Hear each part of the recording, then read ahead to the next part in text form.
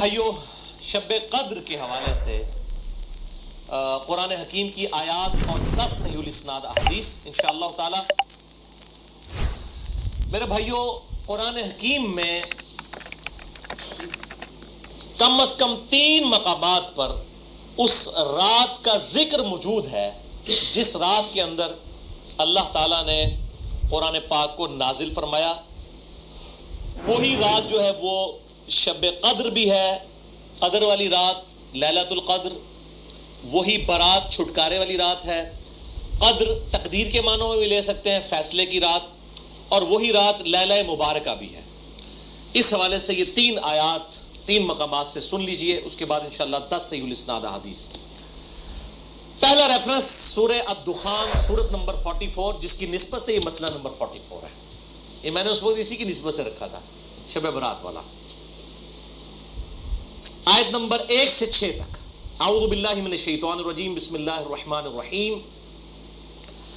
حامیم والکتاب المبین انا انزلناہ فی لیلۃ مبارکۃ انا کنا منذرین فیہا یفرق کل امر حکیم امرا من عندنا انا کنا مرسلین رحمتا من ربک انہ هو السمیع العلیم.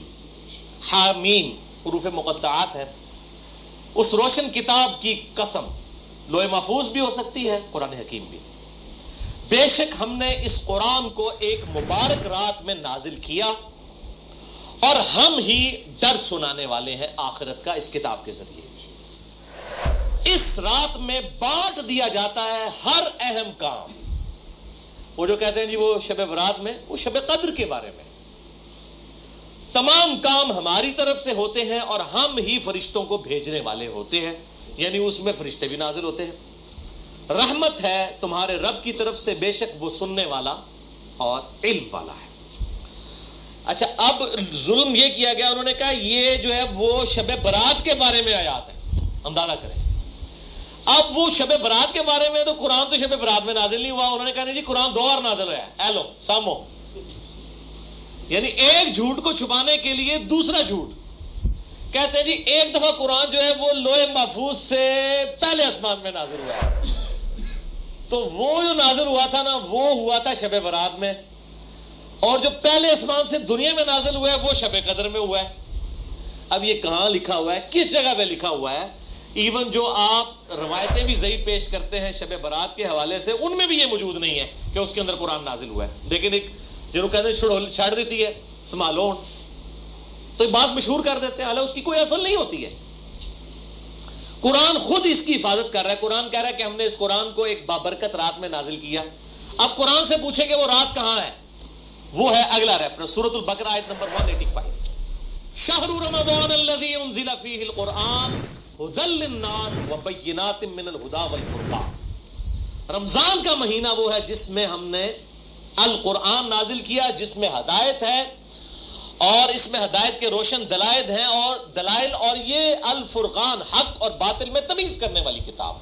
فائنل ٹیسٹمنٹ ہے، اس اولڈ ٹیسٹمنٹ اور نیو ٹیسٹمنٹ کے بعد یہ فائنل ٹیسٹمنٹ. تو اب اگر وہ رات رمضان کے مہینے میں ہے تو وہ پھر شب برات وہ والی نہیں ہوگی. شب برات جو ہے وہ شب برات، شب قدر ہی شب برات ہے، یہی شب مبارکہ ہے. تیسرا ریفرنس قرآن حکیم کی مکمل سورت ہے، سورت القدر، سورت نمبر 97 پارہ نمبر 30 میں. انا انزلناہ فی لیلۃ القدر، بے شک ہم نے اس قرآن کو تقدیر کے فیصلوں والی رات میں نازل کیا. وما ادراک ما لیلۃ القدر، اور تمہیں کیا ادراک ہے، تمہیں کیا پتا کہ یہ لیلۃ القدر کیسی رات ہے. لیلۃ القدر خیر من الف شہر، یہ وہ رات ہے جو کہ 1000 مہینوں سے افضل ہے. یعنی قمری اعتبار سے آپ سمجھ لیں کوئی 84-85 سال، اور سولر ایئرز کے اعتبار سے 82 سال کی عبادت سے بہتر ہے اس رات میں عبادت کرنا. تنزل الملائکۃ والروح فیہا باذن ربہم من کل امر، اس میں فرشتے نازل ہوتے ہیں اپنے رب کی جانب سے تمام اہم کام لے کر. وہی فیہا یفرق کل امر حکیم. دیکھیں قرآن کے پیچھے قرآن کی آیات، قرآن کی سب سے بیسٹ تفسیر وہ ہے جو قرآن سے کی ہے. سلام، یہ رات سراپا سلامتی ہے، ہی حتی مطلع الفجر، اور یہ سلامتی ہے فجر کا وقت شروع ہونے تک، طلوع فجر تک۔ ویسے تو بخاری و مسلم کی میں نے حدیث بیان کی کہ پورا سال ہی آخری تہائی رات میں اللہ تعالیٰ کی طرف سے ندا آتی ہے، لیکن اس کی خصوصیت یہ ہے کہ مغرب کا وقت شروع ہونے سے لے کر طلوع فجر تک یہ پوری کی پوری رات اللہ تعالیٰ کی طرف سے خاص رات ہے، جس میں فرشتے نازل ہوتے ہیں، اہم کام بانٹے جاتے ہیں، تقدیر کے فیصلوں کی رات ہے۔ تو یہی شب قدر ہے، یہی شب برات ہے، یہی لیلہ مبارکہ ہے، یہ سارے کے سارے نام اسی پہ فٹ بیٹھتے ہیں۔ اب آخر میں 10 صحیح الاسناد احادیث اور 10 کی 10 جو ہیں وہ میں مشکات سے ان کے نمبرز بھی بتا دوں گا، اور بخاری اور مسلم پرائمری بکس کے نمبر نہیں بتاؤں گا، مشکات کے نمبر بتاؤں گا جو انسائکلوپیڈیا آف حدیث ہے۔ پہلی حدیث صحیح بخاری صحیح مسلم دونوں میں ہے، مشکات میں ہے 1958۔ آپ صلی اللہ علیہ وآلہ وسلم نے فرمایا، جو شخص ایمان اور احتساب کے ساتھ، احتساب کہہ دیں گے آپ 3 چیزوں کو جوڑ کے، اخلاص، ثواب اور اصلاح نفس، جو ایمان اور احتساب کے ساتھ رمضان کے مہینے کے روزے رکھ لے، اللہ تعالیٰ اس کے سابقہ سارے گناہوں کی مغفرت فرما دے گا۔ اور جو ایمان اور احتساب کے ساتھ رمضان کی راتوں کا قیام کر لے، یعنی تراویح قیام اللیل کر لے، اس کے بھی سابقہ سارے گناہ معاف ہو جائیں گے۔ اور جو ایمان اور احتساب کے ساتھ لیلۃ القدر کا قیام کر لے، اس کے بھی سابقہ سارے گناہ معاف، لیکن صرف چھوٹے گناہ، کبیرہ گناہ صرف توبہ سے معاف ہوتے ہیں، چھوٹے گناہ تو آٹومیٹکلی معاف ہو جاتے ہیں نیک اعمال کرنے سے۔ اس کے ثبوت میں وہ حدیث ہے صحیح مسلم کی جو مشکات میں ہے 564۔ آپ صلی اللہ علیہ وآلہ وسلم نے فرمایا، اگر کبیرہ گناہوں سے بچا جائے تو 5 نمازیں، ایک نماز سے دوسری نماز تک، ایک جمعے سے دوسرا جمعہ، اور ایک رمضان سے دوسرا رمضان، درمیان کے تمام گناہوں کا کفارہ بن جائیں گے، اگر کبیرہ سے بچا جائے۔ تو نماز چھوڑنا خود ہی کبیرہ، ورنہ لوگ کہیں جی کہ رمضان ہی پڑھ لو، دوسرے رمضان وشکالی پار، کیوں؟ صحیح مسلم میں حدیث ہے، مشکات میں ہے 569، کہ بندے کے کفر اور اسلام، شرک اور اسلام کے درمیان فرق نماز ہے۔ یہ اتنا کبیرہ گناہ ہے کہ بندے کے کفر اور اسلام کا فرق ہے۔ تو جو کبیرہ گناہ کر رہا ہے نماز والا، اس کا کیسے ایک جمعے سے دوسرا جمعہ کفارہ بن سکتا ہے، یا ایک رمضان سے دوسرا رمضان کفارہ بن سکتے ہیں؟ دوسری حدیث بھی بخاری اور مسلم سے ہے، مشکات میں 2083۔ آپ صلی اللہ علیہ وآلہ وسلم نے فرمایا، شب قدر کو رمضان کے آخری عشرے کی تاک راتوں میں تلاش کرو، 21ویں، 23ویں، 25ویں، 27ویں اور 29ویں۔ تیسری حدیث بھی بخاری اور مسلم سے ہے، اور مشکات میں اس کا نمبر ہے 2086۔ آپ صلی اللہ علیہ وسلم نے رمضان کا پہلا عشرہ اعتکاف کیا، پھر دوسرا عشرہ بھی اعتکاف کیا، پھر سر مبارک خیمے سے باہر نکالا اور کہا کہ میں نے پہلا عشرہ اعتکاف کیا تھا شب قدر کی تلاش میں، لیکن مجھے نہیں ملی، دوسرے میں بھی نہیں ملی۔ پھر ایک فرشتے نے آ کے مجھے خبر دی کہ اس کو آپ آخری عشرے میں تلاش کریں، اگر تم میں سے کوئی اعتکاف میرے ساتھ کرنا چاہتا ہے تو کر لے۔ اور پھر آپ صلی اللہ علیہ وآلہ وسلم نے فرمایا، مجھے خواب میں وہ رات دکھا دی گئی، اور اس میں مجھے رات میں وہ خواب میں دکھائی گئی، لیکن پھر مجھے بھلا دی گئی۔ سنقرئک فلا تنسى الا ما شاء اللہ، اے نبی ہم تمہیں پڑھائیں گے، تم کبھی نہیں بھولو گے مگر جب اللہ چاہے گا۔ بھلا دی گئی، اور اس کیوں بھلائی گئی وہ آگے بخاری کی حدیث بھی آ جائے گی۔ پھر بھلا دی گئی۔ بہرحال مجھے ایک بات یاد ہے کہ اس رات صبح کے وقت جب میں فجر کی نماز پڑھ رہا ہوں گا تو میرے ماتھے پر کیچڑ کا نشان ہوگا، یہ آپ کو خواب میں دکھایا گیا۔ اور اسی حدیث میں الفاظ ہیں کہ 21ویں رات جب آئی، یعنی 20ویں اور 21ویں روزے کی درمیانی رات، اس میں جب آپ نے 21ویں روزے کی جب فجر پڑھی تو اس رات کافی بارش ہوئی، مسجد نبوی کی چھت ٹپکنے لگی، اور ظاہر ہے کہ قالین وغیرہ تو نہیں ہوتے تھے، مٹی پہ ہی نماز پڑھی جاتی تھی، یہی افضل ہے۔ لہٰذا اہل تشیع کا پارشلی مقدمہ اس حوالے سے مضبوط ہے کہ مٹی پہ ہی سجدہ ہونا چاہیے۔ تو بہرحال آپ صلی اللہ علیہ وآلہ وسلم کے ماتھے پر مٹی کا نشان پڑ گیا۔ صحابہ کہتے ہیں جب نماز کے بعد آپ صلی اللہ علیہ وسلم جب رخ انور صحابہ کی طرف کرتے تھے تو انہوں نے دیکھا کہ آپ صلی اللہ علیہ وآلہ وسلم کے ماتھے پر مٹی کا نشان ہے، تو صحابہ کو پتہ چلا اچھا آج شب قدر تھی۔ اچھا اب آپ دیکھیں کہ یہ نہیں ہے کہ کوئی شے نظر آ جاتی ہے، ہمیں صحابہ کو بھی نظر آئی، آپ صلی اللہ علیہ وسلم کو بھی کوئی چیز نظر نہیں آئی. اور یہاں اتنا مشہور کیا کہتے ہیں جی سمندر کا پانی میٹھا ہو جاتا ہے، بھائی کوڑ مارنے چھڑ دو ہوں ماڈرن دور جے کسی گورے نے سن لی نا گل اور جناب بہ جائے گا رمضان دا پورا مہینے روزانہ دا ایک ٹیسٹ لے گا اور کہے گا 10واں کس داڑے جناب شاید انہوں میٹھا ہوتا ہے سمندر دا پانی. جس سارے درخت سجدے میں گر پڑتے ہیں، بھائی ہم سی سی ٹی وی کیمرے لگا لیتے ہیں پتہ لگ جائے گا کس وقت گرتے ہیں. یہ سب جھوٹ ہے، کسی روایت کے اندر موجود نہیں ہے. بس صرف آپ نے قیام کرنا ہے رات کا، کوئی ایک رات اس میں ہوگی. اسی لیے دیکھیں یہ فکس بھی نہیں کر کے بتائی گئی کہ فلاں ہے، کہا گیا 5 ہیں، 21ویں 23ویں 27ویں 25ویں 27ویں اور 29ویں. چوتھی حدیث صحیح مسلم سے عبداللہ بن انیس کی، مشکات میں 2087. اس میں بھی یہ پورا واقعہ ہے لیکن اس میں الفاظ یہ ہیں، اب دوسرے صحابی کہتے ہیں کہ وہ 23ویں شب تھی. ابو سعید خدری کہہ رہے ہیں وہ 21ویں تھی کیچڑ والی، اور عبداللہ ابن انیس کہہ رہے ہیں وہ 23ویں تھی. لیکن یہی دو اختلاف آ گئے. تو وہ 21ویں بھی ہو سکتی ہے، 23ویں بھی، 25ویں بھی، 27ویں بھی. اور اس کی حکمت کیا ہے بدلنے کی میں بعد بتا دوں. تو یہ شب قدر کے حوالے سے ایک دعا بھی بڑی مشہور ہے، اللہم انک عفو تحب العفو فاعف عنی. یہ روایت مشکات میں بھی موجود ہے 2091 اور جامع ترمذی اور سنن ابن ماجہ میں موجود ہے، لیکن یہ روایت منقطع ہے. وہ تابعی جو ہے عبداللہ بن بریدہ، اس کا سماع اما عائشہ سے ثابت نہیں ہے. شیخ البانی سے حسن درجے تک پہنچاتے ہیں. بہرحال دعا کے بارے میں میرا موقف یہ ہے، چاہے کوئی ضعیف روایت بھی ہو، اگر کوئی دعا کے طور پہ اسے کر لے تو میں اس کے اوپر کوئی فتوی والا معاملہ نہیں کرتا. امام دارقطنی نے بھی یہ بات لکھی ہے کہ یہ منقطع روایت ہے.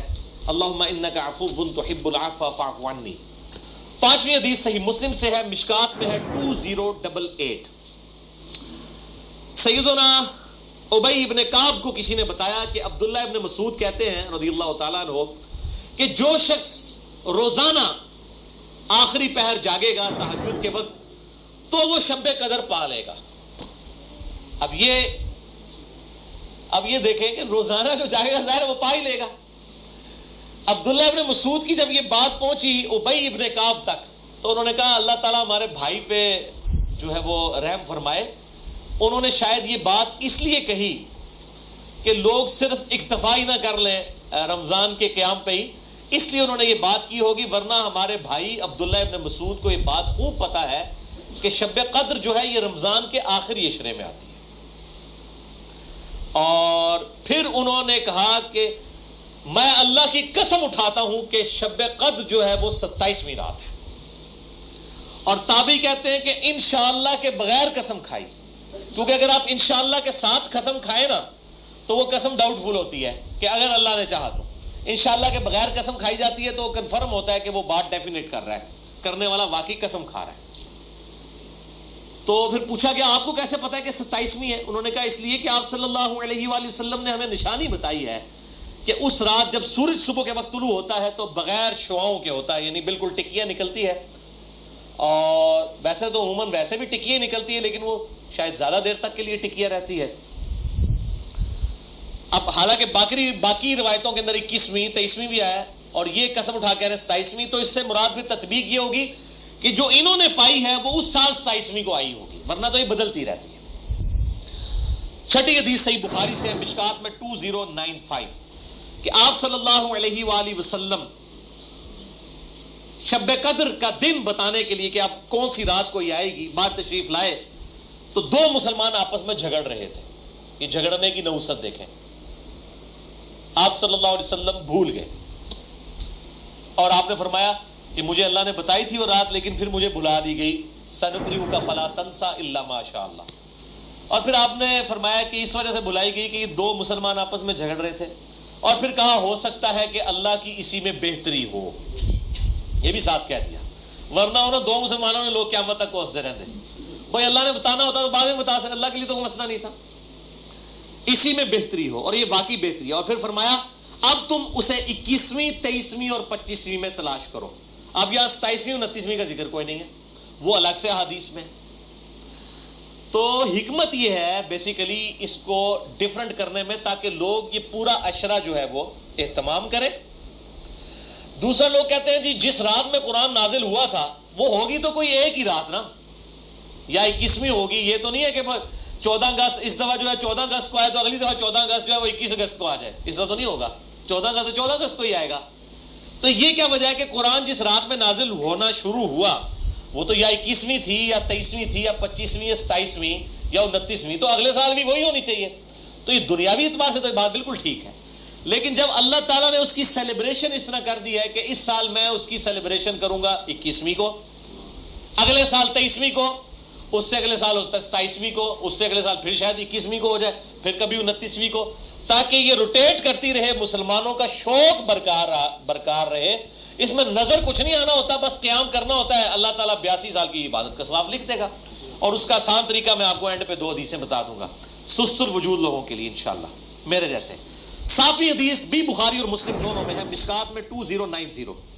اما عائشہ کہتی ہیں کہ جب رمضان کا آخری عشرہ ہوتا تو آپ صلی اللہ علیہ وسلم عبادت کے لیے کمر بستہ ہو جاتے, خود بھی راتوں کو جاگتے اور اپنے گھر والوں کو بھی جگایا کرتے. اللہ تعالی ہمیں بھی اس سنت پر عمل کرنے کی توفیق عطا فرمائے, آمین. 8ویں حدیث صحیح مسلم سے ہے, مشکات میں 2089. اما عائشہ رضی اللہ تعالیٰ عنہ کہتی ہیں کہ آپ صلی اللہ علیہ وسلم جس قدر رمضان مبارک کے آخری عشرے میں عبادت اور سخاوت والا معاملہ کرتے تھے, پورا سال کبھی ایسا نہیں کرتے تھے, اس آخری عشرے میں خصوصاً. 9ویں حدیث تو ہے ہی بالخصوص پرٹیکولرلی اعتکاف کے حوالے سے, اور اعتکاف بھی بیسیکلی شب قدر کی تلاش کے لیے ہوتا ہے. کم از کم 10 دن مسجد میں ٹکا تو رہے گا نا. چلو ستے ہی لب گئی, مسجد ہی تو مل جائے گی نا انہوں شب قدر. اور کوئی نہیں تو لوگ فجر اور عشاء کی نماز ہی جماعت سے پڑھا دیں گے. خراٹے لے رہے ہوں تو اعتکاف والوں کی تو ویسے ہی شامت آئی ہوتی ہے بیچاروں کی. اعتکاف والوں کو تو رات کو بھی نہیں سونے دیتے, اور درس بھی مجبوراً بیچارے اعتکاف والوں کو ہی سننا پڑتا ہے. تو بخاری اور مسلم میں حدیث ہے, مشکات میں 2097. اما عائشہ رضی اللہ تعالیٰ عنہ کہتی ہیں کہ آپ صلی اللہ علیہ وسلم رمضان کے آخری عشرے کا اعتکاف فرمایا کرتے تھے یہاں تک کہ آپ کی وفات ہو گئی. ہر سال اعتکاف کرتے تھے آپ صلی اللہ علیہ وآلہ وسلم. یہ سنت موقدہ کفایہ ہے, چند لوگ کر لیں تو باقیوں کی طرف سے ادا ہو جائے گی. اور پھر آپ صلی اللہ علیہ وسلم کی وفات کے بعد آپ کی بیویاں بھی مسجد نبوی میں اعتکاف کیا کرتی تھی. لیکن اسی کانٹیکسٹ میں بخاری مسلم میں حدیث ہے, ایک دفعہ آپ صلی اللہ علیہ وآلہ وسلم نے جو ہے وہ مسجد نبوی میں اعتکاف کے لیے خیمہ لگایا. کسی ایک بیوی نے آ کے خیمہ لگایا, پھر دوسری نے بھی وہ سوکن والا سلسلہ کرتے کرتے کئی خیمے لگے. آپ نے ساروں کے کھڑوا کے اپنا بھی کھڑوا دیا. اس سال آپ نے اعتکاف ہی نہیں کیا. پھر آپ نے اگلے سال صحیح بخاری میں آتا ہے 20 دن کا اعتکاف کیا, اور وہ آپ کا آخری سال تھا. تو آپ نے اعتکاف ہی نہیں کیا کہ یہ یعنی اللہ کی رضا کی خاطر اعتکاف کیا جائے, نہ کہ میری وجہ سے کہ میرے ساتھ ایک بیوی اعتکاف بیٹھی ہے پھر دوسری بھی, سب کے خیمے. اس سے یہ بات پتہ چلی کہ مسجد نبوی میں اعتکاف عورتیں کیا کرتی تھی, اور مسجد میں اعتکاف آج بھی مسجد نبوی میں اور بیت اللہ شریف میں اعتکاف ہوتا ہے. بل اس حوالے سے میرا موقف تھوڑا اب لینینٹ ہو چکا ہے. اب جو پرفتن دور ہے جس کے اندر یہ موبائل کیمرے اور ویڈیوز اور سیکیورٹی تقریباً ختم ہو چکی ہے مسجدوں کی, اس صورتحال میں اگر عورتیں گھروں میں اعتکاف کر لیں تو اجتہاداً اس میں بھی کوئی حرج نہیں ہے, کیونکہ مسجدیں جو ہے آج کل عورتوں کے اعتکاف کے اعتبار سے خطرے سے خالی نہیں ہے. جیسا کہ یہ موبائل فون ہے, اور لوگوں کی اگلے دن بھی اخبار میں خبر آئی تھی, وہ تصویر کسی کی چڑھا دی, اس طریقے سے اس عورت نے خودکشی کر لی. اس قسم کے واقعات ہوتے ہیں. لہٰذا اس میں میرا خیال ہے اہل حدیث جو سختی کرتے ہیں وہ نہیں کرنی چاہیے. حنفیوں کا موقف مجھے مضبوط لگتا ہے, خصوصاً اس دور کے اعتبار سے. میں حرام نہیں کہہ رہا, مسجد میں بیٹھنا بہتر ہے, مسجد نبی شریف میں جہاں پہ سیکیورٹی ہے بیٹھیں, لیکن ہمارے ملک کے اندر میں نہیں سمجھتا کہ سوائے چند ایک جگہوں کے اس طرح کی سیکیورٹی اویلیبل ہو. جہاں پہ ہو ضرور کریں. لیکن عورت نفلی روزہ اور اعتکاف اپنے خاوند کی مرضی کے بغیر نہیں کر سکتی, ذرا یہ ذہن میں رکھیے گا. 10ویں حدیث جامعہ ترمذی میں ہے, سنن ابی داؤد میں ہے, سنن ابن ماجہ میں, مشکات میں 2102. انس ابن مالک کا بیان ہے کہ آپ صلی اللہ علیہ وسلم رمضان کے آخری 10 دن میں اعتکاف فرمایا کرتے تھے, لیکن ایک سال نہ کر سکے تو اگلے سال 20 دن کا اعتکاف فرمایا. وہ ایک سال وہ بیویوں کی وجہ سے ہی نہیں کیا. اور صحیح بخاری میں 2099 نمبر حدیث ہے کہ جس سال آپ کی وفات ہوئی یہ 20 دن والا اعتکاف آپ صلی اللہ علیہ وآلہ وسلم نے اس سال کیا تھا جس سال آپ کی وفات ہوئی. اور اس بخاری کی حدیث میں الفاظ ہے کہ اس سال پھر جبرائیل علیہ السلام کے ساتھ 2 دفعہ دورہ قرآن کیا. اور بخاری مسلم میں آتا ہے نا جو سیدہ فاطمہ کے کان میں ایک بات کہی تھی کہ اس سال میرے ساتھ 2 دفعہ دورہ کیا جبریل نے, مجھے لگتا ہے کہ میری موت کا وقت قریب آ چکا ہے. تو وہ رو پڑی, اور پھر ایک اور بات کہی کہ تم جنتی عورتوں کی سردار ہو, تو وہ مسکرا پڑی. تو آپ صلی اللہ علیہ وآلہ وسلم کے ساتھ اس آخری اعتکاف میں 2 دفعہ دورہ قرآن حضرت جبرائیل نے کیا الحمدللہ. یہ تلک عشرۃ کاملہ 10 پوری ہوئی. اب آخری 2 حدیثیں شارٹ کٹ گفٹ کے طور پر شب قدر کا آسان قیام پانے کے لیے. پہلی حدیث صحیح مسلم سے ہے 1491 اور مشکات میں بھی ہے 630.